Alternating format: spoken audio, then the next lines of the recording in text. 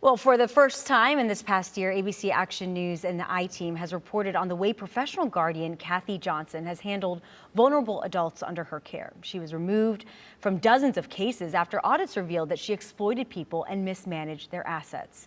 I-Team investigator Adam Walzer shows you how the state is now taking action to make sure she never practices as a guardian again. At best, this is mismanagement. At worst, it's something more. The I-Team was in the courtroom in February when a Collier County judge removed Kathy Johnson from 34 cases. I also am not going to allow these awards money to be flushed down the toilet another minute. Auditors found irregularities in Johnson's cases, including claims which the auditors disputed that her wards lost $85,000 as a result of, quote, hacker activity. Concerns that Award's Mercedes-Benz didn't appear in an inventory, and accounting showing Award's bank account shrank by nearly $609,000 in 2 years. You can be put in guardianship, and every right as an American citizen can be taken away with a 5-minute hearing that more than likely you will not be allowed to attend. Guardianship reform advocate Hillary Hogue filed multiple complaints about Johnson with the Florida Office of Public and Professional Guardians, or OPPG. That office released a 65-page administrative complaint against Johnson last month, alleging mismanagement or waste of assets, exploitation, self-dealing or fraud, breach of fiduciary duty, and impeding the rights of wards. She was the guardian for the hospitals. And so somebody gets sick, they have nobody to take care of them in the hospital. You've really got a bullseye on your forehead.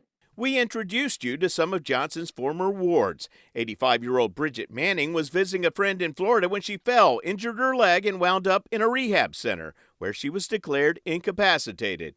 She wrote 7 letters to judges complaining about Johnson and begging to get her rights back, hoping to return to her native Ireland. My intention was to get Johnson out. She threw a lot of things to a lot of people. We met her at a home care facility where Johnson placed her, which was previously cited by the state for its staff not having proper training or certification. What's it like living in this situation right here? Bad. Why is Very that? bad. Well, I have to share a room, and it was Kathy Johnson got both of us in there. This was the tiny room they shared in the 1,400-square-foot home. I was employed as a registered nurse. I was working 2 jobs. When Karen Federighi inherited money in 2016, her sisters in Ohio hired a lawyer to put her in guardianship. She was just 56 years old. Karen lived independently at a La Quinta Inn while Johnson controlled her money. Karen provided us with video she secretly shot of a conversation with Johnson. How come you're billing me hundreds of dollars for phone calls? Because it's what I do, Karen. It's what you do. That's how guardianships work. Records show Kathy Johnson charged Karen $90 an hour to take her grocery shopping. Karen eventually escaped to California with help from supporters she met on Facebook. I literally lived on the lam for nearly a year using burner phones and cash. A lawyer got her case transferred to California, and Karen eventually got her rights restored. What is your name? Randy. Randy. Hi, Randy. Say hi, Randy. Hi, Randy. In June, we told you about Wilkins Vilson, a former high school athlete from Haiti who suffered a major head injury when he fell on his head while doing a flip at a homecoming dance and ended up in guardianship. Do you remember playing football here? Yeah, and one truck, play football, one cross country.